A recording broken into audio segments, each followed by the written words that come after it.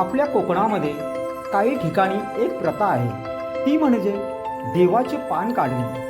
आता देवाचे पान काढणे म्हणजे नक्की काय? तर उन्हाळाभर आपली गुरेढोरे ही उन्हाळ असतात आणि पाऊस पडल्यावर ती रानावनात चरावया जातात आणि मग या गुराढोरांचा पाण्या पावसातून संरक्षण व्हावा म्हणून रानातील राखणदाराला एक विनवणी म्हणजेच पान काढणे.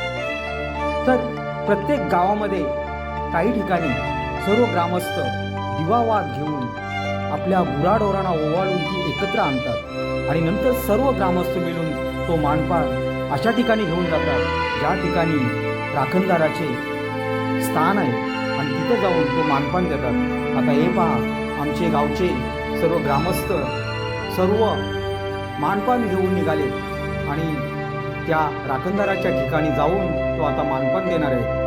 रानावनातून काट्यागोट्यातूनही सर्व ग्रामस्थ चाललेले आहेत आणि आता या ठिकाणी ते मानपान राखणदाराला देत आहे. अशा प्रकारे तुमच्याकडे ही प्रथा असेल तर नक्की कमेंट करून सांगा. धन्यवाद.